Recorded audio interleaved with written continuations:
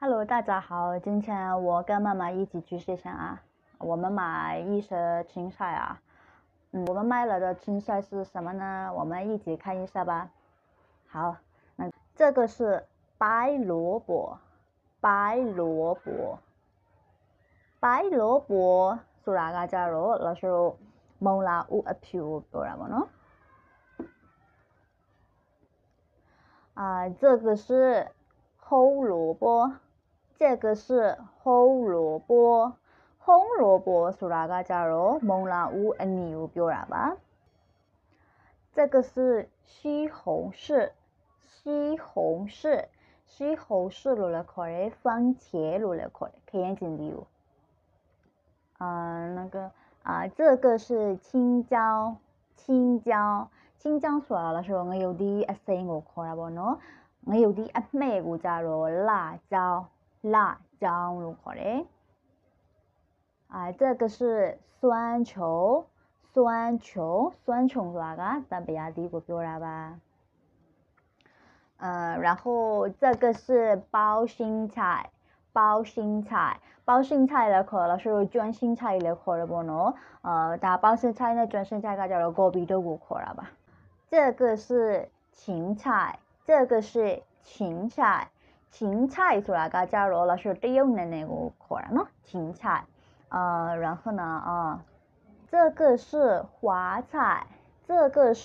花菜ဒါကတော့လို့ဆို花菜ဆိုတာကပန်းကော်ပီကိုခေါ်တာပေါ့နော်ဒါဆိုရင်လို့ဆိုပြန်ပြောကြည့်အောင်အဲ့တော့အဲ့ဒီမှာ这个ဆိုတာကကြတော့ဒါကဖြစ်တယ်ပေါ့နော်ပြီးရင်ကြောက်ကကြတော့ခေါ်တာဒါဆိုရင်လို့ဆိုကမေကွန်လေးမေးမယ်နောက်ကနေပြီးတော့လိုက်ဆိုကြည့်နော်这个叫什么？这个叫什么？这个叫白萝卜。这个叫白萝卜。这个叫什么？这个叫什么？这个叫红萝卜。这个叫什么？这个叫什么？这个叫酸球。这个叫酸球。这个叫什么？这个叫什么？这个叫青椒，这个在青椒。这个叫什么？这个叫什么？这个叫花菜，这个叫花菜。这个叫什么？这个叫什么？